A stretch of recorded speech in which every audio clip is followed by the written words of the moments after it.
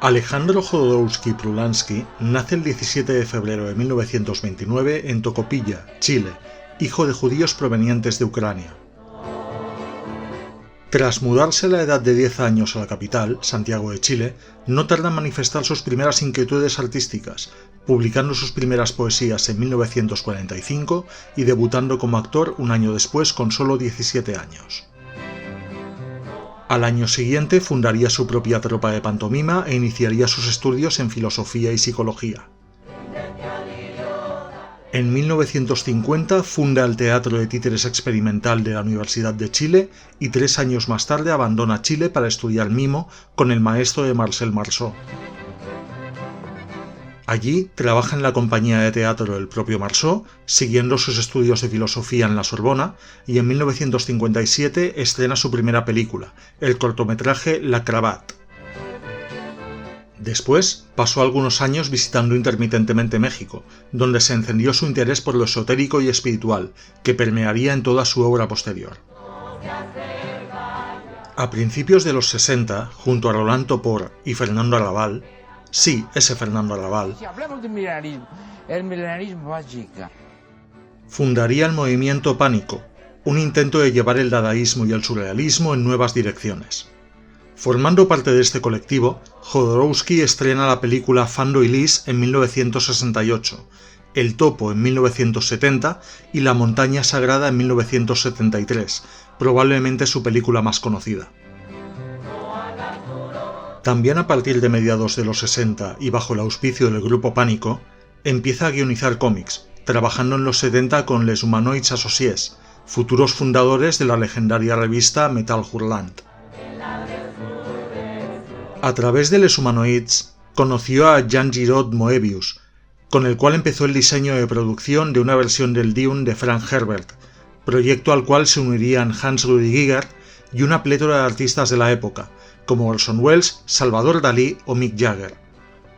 Finalmente la película no se llegaría a rodar por diferentes motivos, pero muchas de las ideas y diseños de Jodorowsky y Moebius terminaron formando parte de su cómic conjunto El Incal y sus secuelas, así como de su otra obra La Casta de los Metabarones, junto a Juan Jiménez. A principios de los 80 estrena Tusk y en 1989 Santa Sangre, la película que nos ocupa hoy. En 1990, tras la mala experiencia de dirigir El ladrón del arco iris, bajo presiones de los productores para que no alterase detalles del guión, Jodorowsky se aparta de la dirección, dedicándose a pequeñas actuaciones y a la escritura de 5 novelas, así como el guión de Los Borgia, cómic ilustrado por Milo Manara. Tras más de 2 décadas sin dirigir cine, Jodorowsky regresaría para las autobiográficas La danza de la realidad, de 2013, y Poesía sin fin, de 2016.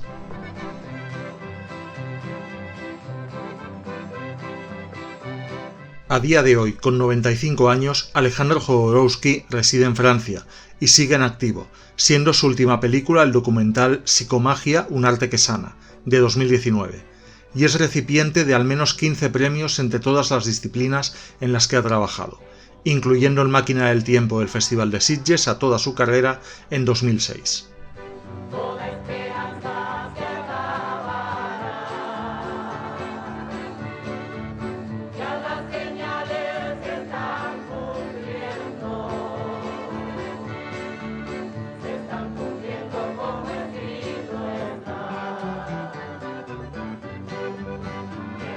Es difícil, al igual que en la mayor parte de la obra de Jodorowsky, clasificar Santa Sangre en un género concreto. Por un lado lo podríamos considerar un thriller surrealista, por otro una cinta de terror pseudoexpresionista con una capa de pintura mexicana puesta por encima. En cualquier caso, Santa Sangre bebe bastante del realismo mágico, colocando una serie de situaciones inverosímiles, casi esotéricas, en el marco de una degradada ciudad de México. Santa Sangre nos explica la historia de Fénix, interpretado tanto en su niñez como en su edad adulta por hijos del propio Jodorowsky, Adán y Axel respectivamente. En su juventud un niño mago en el circo de su padre, Orgo, un gringo cazador de cuchillos que le es infiel a su esposa con la mujer tatuada del circo. Esta, Concha, la madre de Fénix y acróbata del circo, es la líder del culto a Lirio, una especie de mártir local, una niña a la que 2 violadores le cortaron los brazos antes de morir. La santa sangre de Lirio llena una piscina en medio del templo, paralelo a la carpa de circo, pero sabemos que la sangre es falsa, solo agua y pintura.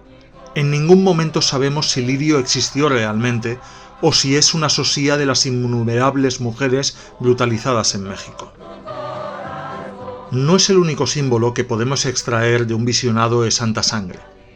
El elefante moribundo, que sangra y agoniza lentamente para ser arrojado a un barranco y devorado por los lugareños justo tras su pomposo funeral, podría ser una metáfora de la pérdida de la inocencia hacia una percepción más pragmática del mundo, seguida por el cruel e igualmente agónico y sangrante tatuaje a cuchillo que le hace su padre a Fénix a modo de rito de iniciación.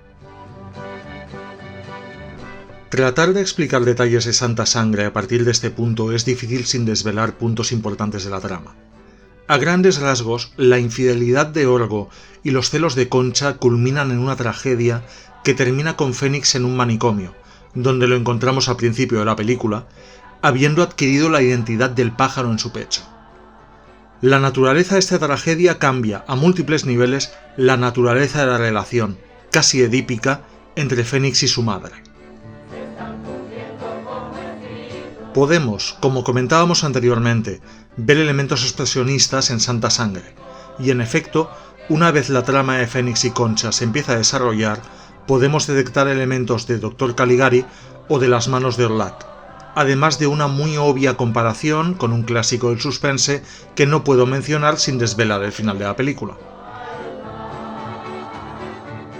La película deja cierta desazón, la sensación de que inevitablemente la historia se va a repetir a sí misma, aunque sea de una forma diferente y bajo nombres diferentes, dejando como única aparente vía de salida al destino determinista heredado de los padres el amor, en este caso hacia la joven sordomuda Alma, e incluso así siendo una fuga breve.